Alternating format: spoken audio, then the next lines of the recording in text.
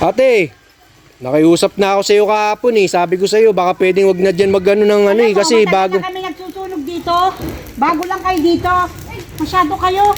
Ate, Ka lang kaya dito. kaya nga sabi ko sa iyo kahapon, nakiusap nga ako, 'di ba? Sabi ko baka pwede kasi kapapanganak nga lang ng asawa ko. 4 na araw pa lang oh, tas ano na sa uso. Sinabi ko naman sa iyo kahapon, nakiusap naman yung tao sa inyo eh. Matagal na kami nagsusunog talaga rito kasi yung mga dahon. Kaya nga, yung usok nga ate, oh, para kayong wala naman kayong anak niyan, ate. Diba, nakiusap naman sa iyo kahapon eh. Matagal na kami nagsusunog dito. Pagka ganyan te, ano nyo rin naman yung sitwasyon dun sa kapitbahay nyo, hindi yung kayo lang. Tignan mo, may mga sampay pa dyan oh. Ay naku kuya. Tignan mo ang usok-usok niyan te oh. Lahat ka lang pinakikialaman mo. Hindi kami sana nangingialam te, yung usok nga ang inano ko para rin naman dun sa bagong panganak. Kasi nga kuya, dahil lang kami nagsusunog dito. Kaya nga, nakiusap naman sa iyo kahapon, inulit nyo naman para naman kayo nananadya. Para matapos tong mga dahon. Kalat-kalat lang. Ayun, tignan mo ang usok ko.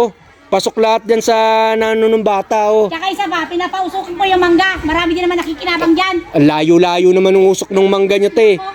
Nakikiusap naman sa inyo kahapon. Sabi ko, te, baka pwedeng ang lakas ng usok. Buti ngayon, oh. Naabutan ko na naman kayo para kayo nananadya, eh.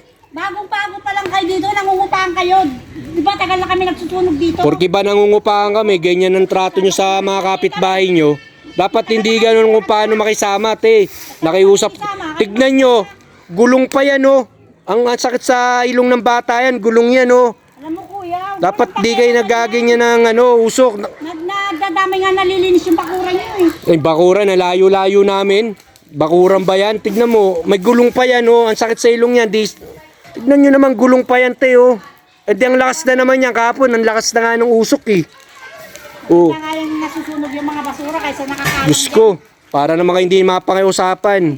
Ganyan ba kayo sa mga kapitbahay nyo? Kuya, Te kasi kahapon, oh, sinaway ko, nakiusap naman, eh. kuya. Kaya nga, te, nakiusap. Tignan nyo, gulong pa yan, umaamoy ng bata yan, oh. Tignan mo naman, te, oh, yung usok niyan. Lang yung ano eh. Tignan mo naman itong mga to, grabe, oh. Gulong yung Nyo, natural lang Diyos ko. kayo sa arte nyo. Eh, hindi ganun, te. Kaya dapat doon kayo nangupahan sa ano?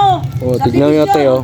Ganyan, Kayo lang pumunta eh. ganyan talaga yung mga pinakausapan mo na, oh. Tignan mo, oh. Talaga yan. Grabe.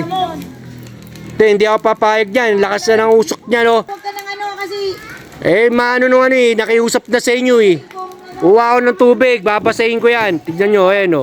Ayan o, tignan mo. Dalawa. Oh.